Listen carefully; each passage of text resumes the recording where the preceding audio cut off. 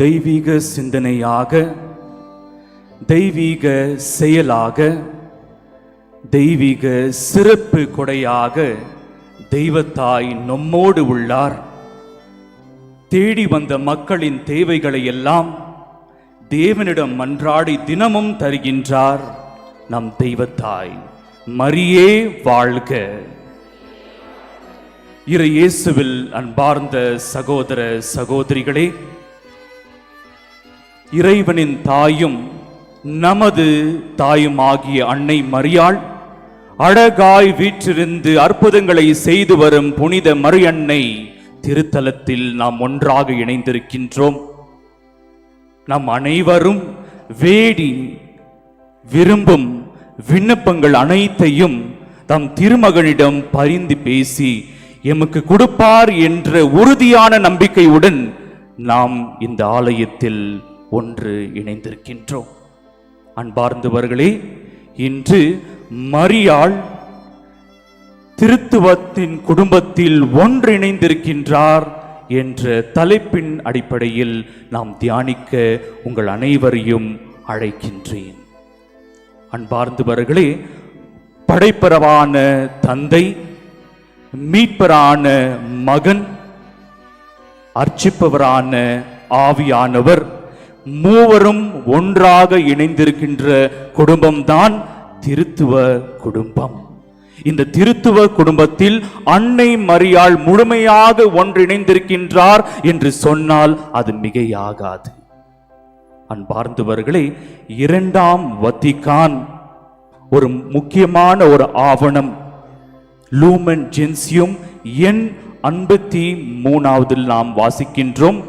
அன்னை இந்த இணைப்பை சங்க தந்தையர்கள் சிறப்பாக அழகாக எடுத்துரைக்கின்றார்கள். கடவுளின் மகனின் தாய், தந்தையாகிய கடவுளின் அன்பு மகள், தூய ஆவியராகிய கடவுளின் ஆலயம் என்ற அடிப்படையில் அன்னை மரியாள் மரியாதைக்கும் வணக்கத்திற்கும் உரியவர் என்று நமக்கு கற்றுக் கொடுக்கின்றார்கள். அன்பார்ந்தவர்களே, இந்த ஒரு அடிப்படையில் அன்னை மரியாள் எவ்வாறாக ஒவ்வொரு கடவுளிடம் இந்த குடும்பத்தில் ஒன்றிணைந்திருக்கின்றார் என்று 3 முக்கியமான தலைப்புகளில் நாம் இன்று தியானிக்க போகின்றோம். முதலாவதாக தெய்வீக சிந்தனையில் மரியாள். தெய்வீக சிந்தனையில் மரியாள், மேரி இன் தி டிவைன் தாட். அன்பார்ந்தவர்களே, ஒரு ஓவியர் ஒரு ஓவியத்தை வரைய வேண்டும் என்றால் அந்த ஓவியம் எப்படி இருக்க வேண்டும் என்று அவருடைய சிந்தனையில் இருக்கிறது. அதைதான் மீட்பராம் தந்தை இந்த உலகத்தை, இந்த உலகத்தில் உள்ள அனைத்தையும் அவர் படைத்தார். நம்முடைய முதல் பெற்றோரையும் படைத்தார். ஆனால் அவர்கள் பாவம் செய்த பிறகு மனிதனின் மீட்பை பற்றி கடவுள் வாக்குறுதியை கொடுக்கின்றார்.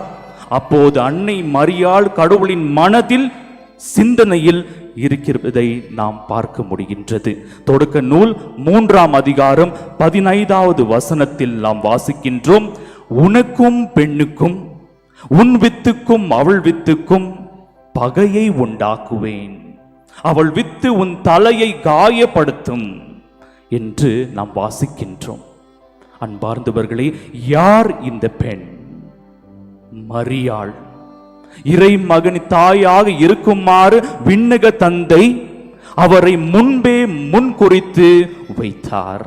எனவே தெய்வீக சிந்தனையில் மரியாள். இரண்டாவதாக தெய்வீக செயலில் மரியாள், மேரி இன் தி டிவைன் ஆக்ஷன். ஒவ்வொரு பிறப்புக்கும் ஒரு நோக்கம் இருக்கின்றது. மரியாவை கடவுள் உருவாக்கியது சாதாரண நோக்கத்திற்காக அல்ல, மாறாக தெய்வீக நோக்கத்திற்காக. யோவான் நற்செய்தி 3ஆம் அதிகாரம் 16வது வசனத்தில் நாம் வாசிக்கின்றோம். தன் ஒரே மகனை அளிக்கும் அளவுக்கு கடவுள் உலகின் மீது அன்பு கூர்ந்தார். கடவுள் தன் ஒரே மகனை இந்த உலகத்திற்கு அனுப்ப ஒரு மனித கருவி அவருக்கு தேவைப்பட்டது. ஒரு கன்னி தாயாக இருக்க வேண்டும் என்று கடவுள் திருவுள்ளம் கொண்டார். எனவே அவர் நசரேத்து பெண்ணான அருள் நிறைந்த மரியாவை அவர் தேர்ந்தெடுத்தார். அதைதான் புனித பவுல் கலாத்தியருக்கு எழுதிய திருமுகம் 4வது அதிகாரம் 4வது வசனத்தில் மிக அழகாக கூறுகின்றார். காலம் நிறைவேறும் போது கடவுள் தன் மகனை பெண்ணிடம் பிறந்தவாறாக அனுப்பினார். தெய்வீக செயலில் மரியாள். மூன்றாவதாக தெய்வீக சிறப்பு கொடையாக மரியாள். மேரி as a divine gift. அன்பார்ந்தவர்களே, இறைவன் நம்மோடு இருக்கின்றார் என்பதை உணர்த்துபவர் யார்? தூய ஆவியானவர். அன்னை மரியாளும் அந்த தூய ஆவியாரால் நிரப்பப்பட்டிருந்தார் என்று நாம் நற்செய்தியில் நாம் வாசிக்கின்றோம். அன்னை மரியாளும் இதை உணர்ந்து, என்னுடைய வாழ்க்கை கடவுள் எனக்கு கொடுத்த கொடை என்று அவர் உணர்ந்திருந்தால், அதுதான் நாம் லூக்கா நற்செய்தி 1வது அதிகாரம் 49 55வது வசனத்தில் வாசிக்கின்றோம். என் மீட்பராம் கடவுளை நினைத்து என் மனம் பெருவகை கொள்கின்றது, ஏனெனில் அவர் தம் அடியாடை தாழ்நிலையில் கண்ணோக்கினார். இது முதல் எல்லா தலைமுறையினரும் என்னை பேறு பெற்றவர் என்பார்கள். எனவே தெய்வீக சிறப்பு கொடியாக மரியாள் இருந்தார். இயேசுவில் அன்பார்ந்த சகோதர சகோதரிகளே, இவ்வாறாக மரியாள் தெய்வீக சிந்தனையில், தெய்வீக செயலில், தெய்வீக சிறப்பு கொடையாக இருந்தார்.